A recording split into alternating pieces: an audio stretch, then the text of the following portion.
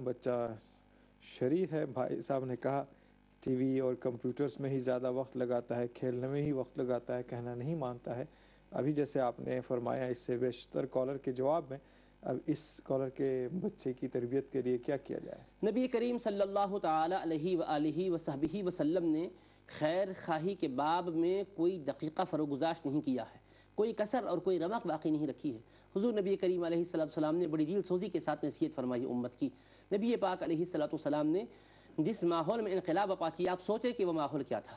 جو لوگ بے حیائی میں مبتلا تھے، عبادت و بندگی کا کوئی تصور نہیں تھا، جن کی جبینیں مختلف قسم کے معبودان باطلہ کی بارگاہوں میں جھکا کرتی تھی، رسول رحمت علیہ السلام نے ان میں ایسی تعلیم دی اور ایسا ان کے اندر انقلاب برپا کیا کہ وہ خدائے واحد کی عبادت اور بندگی کرنے والے بن گئے۔ اس کے لیے محنتیں کی ہے رسول پاک علیہ السلام نے، حالانکہ آپ اللہ کے نبی ہیں۔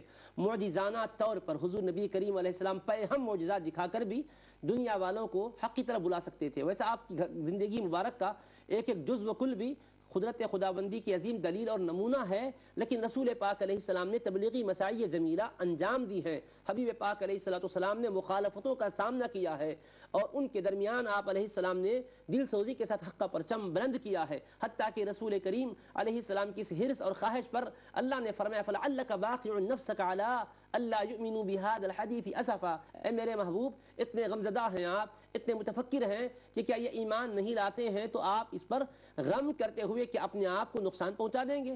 آپ اپنی جان پر اتنی مشقت کیوں لیتے ہیں میرے محبوب؟ فرمایا اللہ پاک نے۔ لیکن رسول کریم علیہ السلام کی یہی فکر ہے کہ بندہ خدا حق کا بندہ بن جائے، حقیقت میں خدا کا بندہ بن جائے، عبادت اللہ کی کرنے والا بن جائے۔ تو بچہ اگر ٹی وی دیکھتا ہے، بچہ کمپیوٹر میں اپنا وقت ضائع کر رہا ہے، تو آپ کو کس طرح سمجھانا چاہیے؟ آپ پہلے یہ سمجھ لیجئے کہ آپ اس کو حق کی طرف بلا رہے ہیں، تو حق کی طرف بلانے والا جو داعی ہوتا ہے اس کے لیے قرآن نے ایک اسلوب بتلایا، ادعو الی سبیل ربک بالحکمۃ والموعظۃ الحسنہ، کہ اپنے رب کی راہ کی طرف تم بلاؤ، حکمت کے ساتھ بلاؤ، حکیمانہ انداز اختیار کرو اور نصیحت کا انداز اختیار کرو، ایسے انداز سے گفتگو کرو کہ اس کے دل کی گہرائیوں میں آپ کی بات اثر انداز ہو جائے۔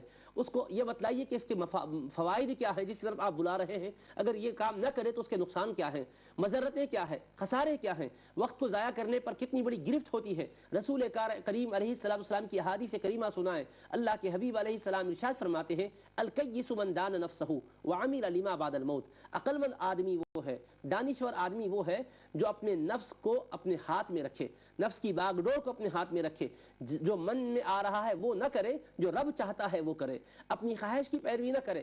خواہش کی انسان پیروی کرے گا تو بابا تم اپنی خواہش میں آ رہا ہے کہ فحش مناظر دیکھو، تمہارے جی میں آ رہا ہے کہ کمپیوٹر پہ بیٹھ کر اپنے وقت کو ضائع کرو، تو سنو یہ تمہاری خواہشات کی پیروی کرتے کرتے تم دنیا سے چلے جاؤ گے۔ آنکھ بند ہونے کے بعد ایک ایک لمحے کا حساب و کتاب ہوگا۔ اس وقت اللہ پاک کی بارگاہ میں جب تم کو وہاں پوچھا جائے گا اور تم سے تمہاری زندگی کے لمحات کے بارے میں سوال ہوگا تو تم کو بڑا پچھتاوا ہوگا، اور تم کیا کہو گے؟ قرآن نے بیان کیا، یہ کہو گے رب ارجعون لعلی اعمل صالحا فیما ترکت، اے میرے پروردگار ایک اور موقع دے دے، پھر دنیا میں مجھے لوٹا دے، کیونکہ وہاں وقت کو ضائع کر کے آیا ہوں، میں دنیا کی بھول بھلائیوں میں لذتوں میں اپنے آپ کو تباہ و تاراش کر کے آیا ہوں، اب مجھے موقع ایک دے دے تاکہ اچھے عمل کر کے آؤں، تاکہ تیری رضا اور خوشنی کے کام کر کے آؤں۔ تو اللہ کیا فرمائے گا؟ ٹھیک ہے ایک موقع دیتا ہوں نہیں فرمائے گا، اللہ فرمائے گا کلا ہرگز نہیں، موقع دیا جا چکا ہے، بلکہ قرآن کریم نے یوں فرمایا اولم نعمرکم ما یتذکر فیہ من تذکر وجاءکم النذیر، کیا ہم نے تمہیں اتنا وقت نہیں دیا تھا،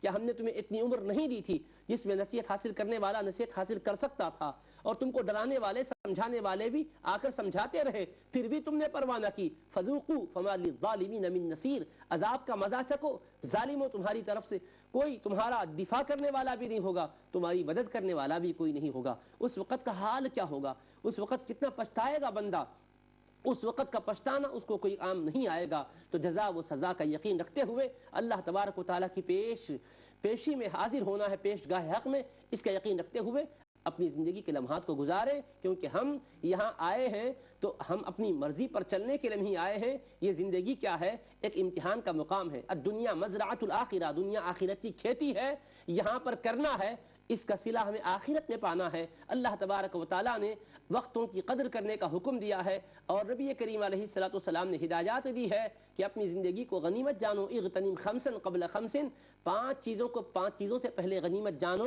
اس میں سے نبی پاک علیہ السلام نے فرمایا فراغ کا قبل شغلک، اپنی فرصت کے لمحوں کو غنیمت جانو، مصروفیت کے آنے سے پہلے فرصت کے اوقات کو ایسے کاموں میں خرچ کرو کہ جو تمہیں دنیا میں بھی فائدہ مند ہوں گے، آخرت میں بھی تمہارے لیے نجات کا باعث ہوں گے۔